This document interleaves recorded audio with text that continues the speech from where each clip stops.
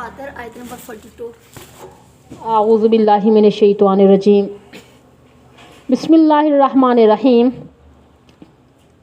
व अक़्समू बिल्लाह, उन लोगों ने कस्में उठाई अल्लाह के नाम की, जहदा मजबूत, ईमानिम अपनी कस्में, ला इन अलबत्ता अगर जाअहुम आए उनके पास नज़ीरुन डराने वाला, ला यकूनुन अलबत्ता ज़रूर होंगे, अहदा ज़्यादा हदायत याफ्ता, मिन इहदल उमम किसी भी दूसरी उम्मत से।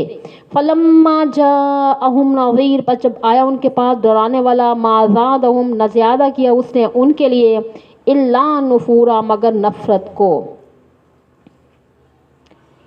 मज़हबी 5 तबके हैं। हज़रत सल्लल्लाहु अलैहि वसल्लम को जब अल्लाह ताला ने पैगम्बर बनाकर भेजा तो उस वक़्त सरज़मीन अरब पर 5 मज़हबी तबके थे। मज़हबी तबके को कुरान उम्मत कहता है। उम्मत उनकी जमा है। एक तबका और ग्रोह मुशरिकों का था जो अपने आप को इब्राहिमी कहते थे। हज़रत इब्राहीम अलैहिस्सलाम हज़रत इस्माइल अलैहिस्सलाम के तरीके पे चलने के दावेदार थे, मगर इन्हीं ज़ालिमों ने बैतुल्लाह की बैरूनी दीवार पे 360 बुत रखे हुए थे, जिनमें हज़रत इब्राहीम अलैहिस्सलाम और हज़रत इस्माइल अलैहिस्सलाम का बुत भी था। रोज़ाना उनकी पूजा करते थे। 5 तबके बताए ना। नंबर 2, ठीक है, यहूदियों का तबका था। दूसरा, मुर्दमशुमारी के लिहाज से मुशरिकों के बाद उनकी तादाद काफ़ी थी। मदीना तैयबा में उनके 3 ख़ानदान थे। ये आपको आते हैं, आप बोले ना मेरे साथ। बनु नज़ीर, बनु कुरैज़ा, बनु क़नैक़ा और खैबर का सारा इलाका बनु कुरैज़ा के पास था। तीसरे नंबर पर असाई थे। नजरान का सारा इलाका तकरीबन उनके पास था। इलाकों में भी इक्का दुक्का रहते थे। यानी कि चौथा तबका साइबीन का था। स्वाबी फ़िरका आसमानी किताबों का कायल था, ज़बूर पर ईमान रखते थे, नबूवत के कायल थे, नमाज का भी कुछ ख्याल रखते थे और रोज़ों के भी कायल थे।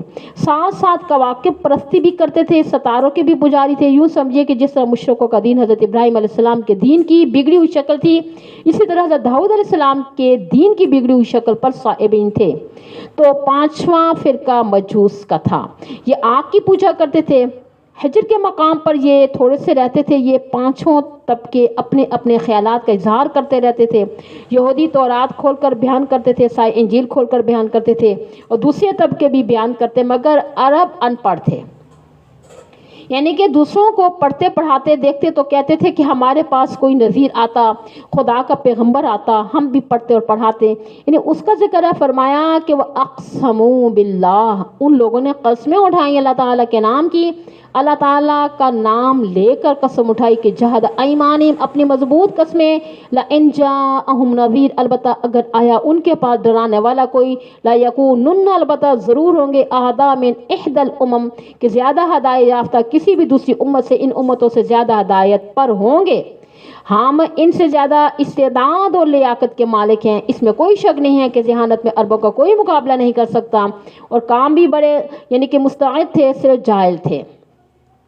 तो अल्लाह ताला फरमाते हैं दावा तो ये करते थे, मगर फलम्मा जाअहुम नज़ीर, पर जिस वक़्त आया उनके पास डराने वाला अल्लाह ताला के अजाब से, हज़रत मोहम्मद रसूलुल्लाह सल्लल्लाहु अलैहि वसल्लम, मा ज़ादहुम इल्ला नुफूरा, न ज़्यादा किया उसने उनके लिए मगर नफ़रत को। आपके आने से उनकी नफ़रत बढ़ी। नफ़रत की इल्लत क्या थी? इस्तिकबारन फिल अर्ज़, तकब्बर करते हुए ज़मीन में। तकब्बर का ज़िक्र सूरह ज़ुख़रफ़ में भी है ना, वक़ालू लौला नुज़्ज़िला हाज़ल क़ुरआन अला रजुलिन मिनल क़रयतैनि अज़ीम। तो इसमें कहा था ना, ये आयत 25, और कहा कि लोगों ने क्यों नहीं उतारा गया यह कुरान किसी बड़े आदमी पर 2 बस्तियों में से, एक मक्का मुकर्रमा, दूसरी कौन सी बस्ती थी? तौइफ़। यानी मक्का मुकर्रमा में किसी बड़े आदमी को अल्लाह ताला चुन लेता, ताइफ में से किसी बड़े आदमी को चुन लेता। उस वक़्त वलीद इब्ने मुगीरा माल और औलाद के लिहाज से बड़ा आदमी था और मशहूर सहाबी हज़रत खालिद बिन वलीद रज़ी अल्लाह ताला का बाप था और उसके 13 जवान साल बेटे थे। वसी कारोबार था, सब लोग उसकी कदर करते थे। अल्लाह ताला उसे चुन लेते थे। अल्लाह ताला को पैगम्बरी के लिए एक यतीम ही मिला है तो या ताइफ में उतरता। ताइफ में उर्वा बिन मसूद सक़फ़ी बड़ा अमीर और असर व रसूख वाला आदमी था। ये याद रखें लोगों के नाम। यानी उसे नबी बनाया जाता था। यानी इस गरीब को अल्लाह ताला ने नबी बना दिया। तो हज़रत सल्लल्लाहु अलैहि वसल्लम का सादा लिबास होता था। जब कहीं से गुजरते थे तो काफिर कहते थे, अहाज़ल लज़ी यज़कुरु आलिहतकुम, सूरह अंबिया। یعنی کہ یہی وہ شخص ہے جو ذکر کرتا ہے تمہارے معبودوں کا۔ چونکہ حضرت صلی اللہ علیہ وسلم سیدھے سادے لباس میں ہوتے تھے، وہ حقارت سے یہ بات کرتے تھے۔ اگر یہ نبی ہوتا نا، اس کے پاس مال ہوتا، دولت ہوتی، رزق و برق لباس ہوتا۔ اچھا، 15ویں پارے میں اللہ تعالیٰ نے ان کے مطالبات بھی ذکر کیے ہیں۔ وَقَالُوا لَن نُؤْمِنَ لَكَ حَتَّى تَفْجُرَ لَنَا مِنَ الْأَرْضِ يَنبُوعًا أَوْ تَكُونَ لَكَ جَنَّةٌ مِّن نَخِيلٍ وَعِنَبٍ فَتُفَجِّرَ الْأَنْهَارَ خِلَالَهَا تَفْجِيرًا، سورہ بنی اسرائیل ہے۔ یعنی کہ اس میں کہا کافروں نے ہم ہرگز نہیں ایمان لائیں گے آپ پر یہاں تک کہ آپ جاری کر دیں ہمارے لیے زمین سے چشمہ، یا ہو آپ کے لیے باغ کھجوروں کا، انگوروں کا، بس آپ چلائیں ان کے درمیان نہروں کا چلانا، تاکہ ہم سمجھیں تو صحیح کہ آپ اللہ تعالیٰ کے نبی ہیں۔ اگر آپ ایسا نہیں کر سکتے تو پھر ہمیں صرف آپ دھمکیاں نہ دیں بلکہ عذاب لے آئیں۔ او تسقط السماء کما زعمت علینا کسفا، یا آپ گرا دیں آسمان جیسا آپ خیال کرتے ہیں ہم پر کوئی ٹکڑا۔ او تأتیا باللہ والملائکۃ قبیلا، یا لائیں آپ اللہ اور فرشتوں کو سامنے، اللہ تعالیٰ فرشتے ہمارے سامنے آئیں، اللہ تعالیٰ فرمائیں کہ ہمارا نبی ہے، فرشتے اللہ تعالیٰ کی تائید و تصدیق کریں، ہاں یہ اللہ تعالیٰ کا نبی ہے، پھر مانیں گے۔ آؤ یکون لکا بیت من زخرف، یا ہو آپ کے لیے گھر سنہری، او ترقا فی السماء، آپ آسمان پر ہوں، ولن نؤمن لرقیشک، ہم ہرگز نہیں مانیں گے آپ کے چڑھنے کو، حتی تنزل علینا کتابا نقرؤہ، تو حتیٰ کہ اتار دیں ہمارے اوپر ایک کتاب جس کو ہم پڑھیں، یہ کام کرو پھر ہم مانیں گے۔ نہ آپ کے پاس باغ ہے، نہ سونے کی کوٹھی ہے، ہم آپ پر کس طرح ایمان لا سکتے ہیں؟ اللہ تعالیٰ فرماتے ہیں قل، اے پیغمبر آپ کہہ دیں کہ سبحان ربی، میرے رب کی ذات پاک ہے، یعنی کمزوریوں سے یہ سب کام وہ کر سکتا ہے جو رب کے کام ہیں۔ حل کنت الا بشر رسولا، میں نہیں ہوں مگر بشر رسول ہوں، یہ اختیارات بشر کے پاس نہیں ہوتے، یہ چیزیں میرے اختیار میں نہیں ہیں۔ تو فرمایا استکباراً فی الارض، تکبر کرتے ہوئے زمین میں کہ ہمارے پاس سب کچھ ہے، تمہارے پاس کیا ہے؟ نبی بن گئے ہو۔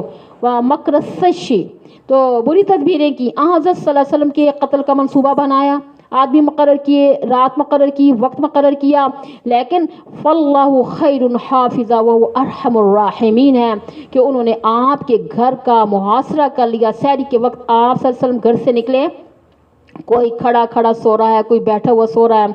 سیرت ابن ہشام میں ہے نا کہ آپ صلی اللہ علیہ وسلم ان کے سروں پہ مٹی ڈال کے گزر گئے، صبح کو گھر کی تلاشی لی تو گھر میں حضرت علی رضی اللہ تعالیٰ اہل خانہ تھے، تو پوچھا کہاں گئے ہیں؟ حضرت علی رضی اللہ تعالیٰ نے فرمایا معلوم نہیں بھائی چلے گئے ہیں۔ ایک دوسرے کو ملامت کرنے لگے کہ تم کیا کرتے رہے، وہ کہتا کہ تم کیا کرتے رہے، تو بری تدبیریں کی۔ وَلَا يَحِيقُ الْمَكْرُ السَّيِّئُ إِلَّا بِأَهْلِهِ، اور نہیں گھیرتی بری تدبیریں مگر کرنے والوں کو۔ دارالندوہ میں یہ تدبیر کرنے والے 1.5-2 سال بعد ایک ایک کر کے بدر میں مارے گئے تھے، اور دوسروں کے لیے کنواں کھودنے والے خود کنویں میں گر گئے تھے۔ فَهَلْ يَنظُرُونَ إِلَّا سُنَّتَ الْأَوَّلِينَ، پس نہیں انتظار کرتے مگر پہلے لوگوں کا طریقہ۔ پہلے لوگوں کا طریقہ یہ تھا کہ پیغمبروں کی تکذیب کرتے، اللہ تعالیٰ کا عذاب آتا، ان کو نیست و نابود کر دیا جاتا تھا۔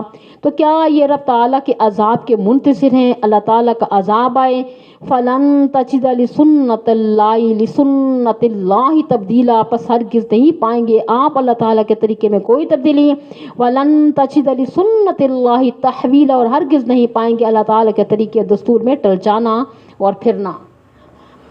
تبدیلی اور تحویل میں فرق ایک مثال سے سمجھیے کہ مثلا ایک آدمی بیمار ہے، اللہ تعالیٰ اس کو صحت دے دے تو تبدیلی ہے، ٹھیک ہے، اس کی بیماری کسی اور پہ مسلط کر دے تو اس کو تحویل کہتے ہیں۔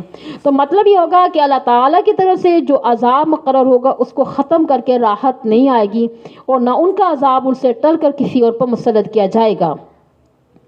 رب کے دستور میں نہ تبدیلی ہے اور نہ تحویل۔ اولم یسیروا فی الارض، کیا یہ چلے پھرے نہیں زمین میں، سیر نہیں کی؟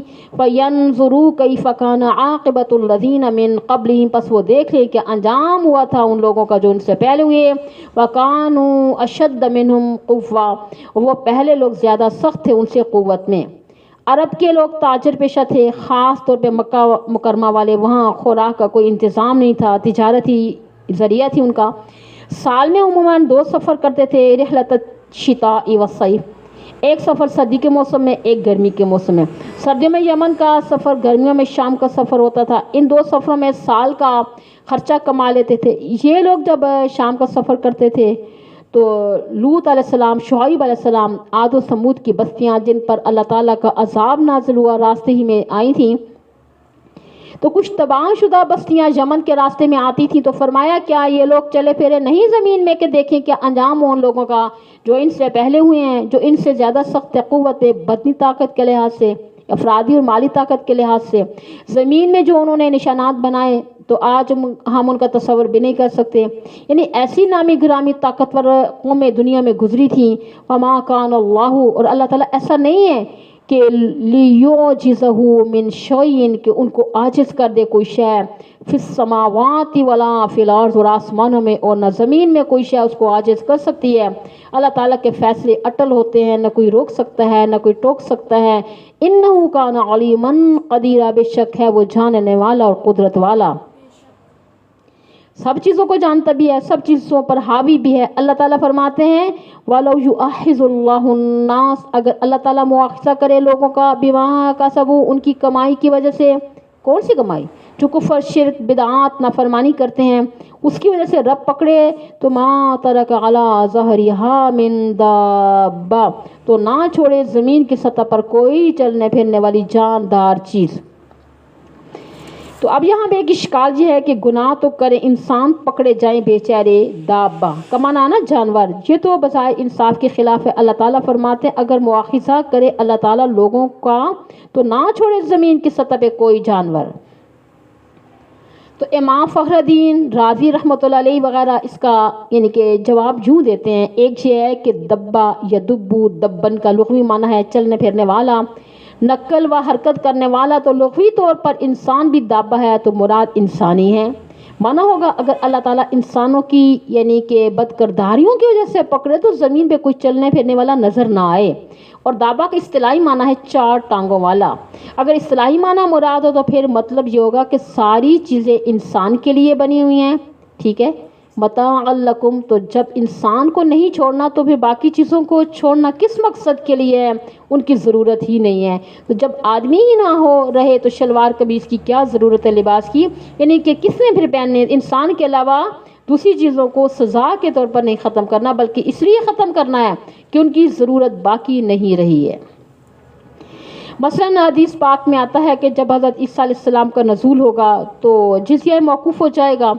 तो बाद सती किस्म के लोग सवाल करते हैं ना कि जिज़िया लेना तो हमारी शरीयत का हुक्म है, तो ईसा अलैहिस्सलाम के जिज़िया न लेने का ये मतलब हुआ वो हमारी शरीयत में तसर्रुफ़ करेंगे, क्योंकि हमारी शरीयत का हुक्म ये है ना हत्ता युअतुल जिज़ियता अन यदिन व हुम साग़िरून, यहाँ तक कि वो जिज़िया दें अपने हाथ से और वो दबने वाले हों। ये सूरह तौबा की आयत है ना, ख्याली वगैरह फरमाते हैं कि जिज़िया मौकूफ़ होने का मतलब ये है कि जहाँ वो होंगे वहाँ कोई काफिर ही नहीं रहेगा। जब काफिर ही नहीं रहेंगे तो जिज़िया किससे लेंगे? ठीक है। अब इसी तरह समझिए कि जब इंसान को नहीं छोड़ना तो बाकी चीज़ों को छोड़ने का क्या फ़ायदा हुआ, और उनकी ज़रूरत ही नहीं है। वलाकिन युअख़िरुहुम इला अजलिम मुसम्मा, लेकिन अल्लाह ताला उनको मोहलत देता है एक मियाद मुकर्रर तक। शख्सी मियाद तो हर आदमी के लिए एक वक्त है मौत का, और मजमूई तौर पर क़यामत है। हज़रत इसराफील बगल फूंकेंगे तो सारी कायनात तबाह हो जाएगी। तो फरमाया फ़इज़ा जाअ अजलुहुम, पर जिस वक़्त आ जाएगी उनकी अजल, उनकी मियाद, फ़इन्नल्लाह कान बिइबादी बसीरा, बस बेशक अल्लाह ताला अपने बंदों को देखने वाला है। कौन अच्छा है, कौन बुरा है, काफिर कौन है, मोमिन कौन है, मुवाहिद कौन है, मुशरिक कौन है, हक़ वाला कौन है, बातिल वाला कौन है, इससे कोई शय पोशीदा नहीं है। वाहिरु दावाना अनिल हम्दुलिल्लाहि रब्बिल आलमीन। सूरह फातिहा आपकी मुकम्मल होगी। वल्हम्दुलिल्लाहि अला ज़ालिक।